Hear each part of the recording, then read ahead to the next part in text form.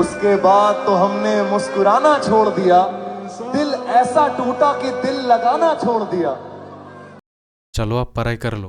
देखो কি বলছে, bulletin article after giving a discount of 20%, 20% fractional value 1/5 and earned a profit of 60%, 60% fractional value 3/5, ঠিক।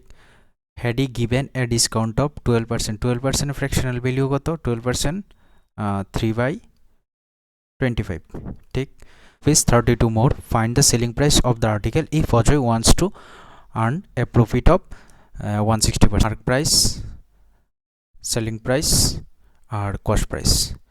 20% discount দিয়ে অজয় একটা আর্টিকেল সেল করলো, 20% ফ্র্যাকশনাল ভ্যালু 1/5 মানে 5 টাকার উপর 1 টাকা ডিসকাউন্ট দিয়ে 4 টাকা দিয়ে আর্টিকেলটা সেল করলো।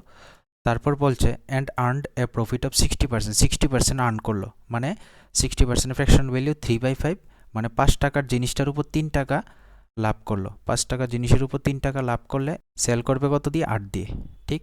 তাহলে রেশিওগুলোকে ইকুইভ্যালেন্ট করে নিই, এখানে 4, এখানে 8, 40, 32 আর 20, 4 দিয়ে ক্যান্সেল আউট করলে 10, 8, 5, ঠিক।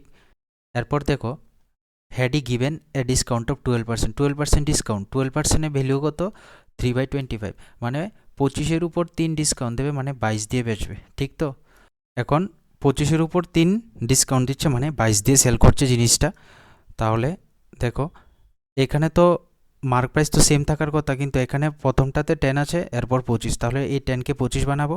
10কে 25 বানাতে গেলে কী করতে হবে, 2.5 দিয়ে মাল্টিপ্লাই করতে হবে, করলে এটা 25 হয়ে যাবে।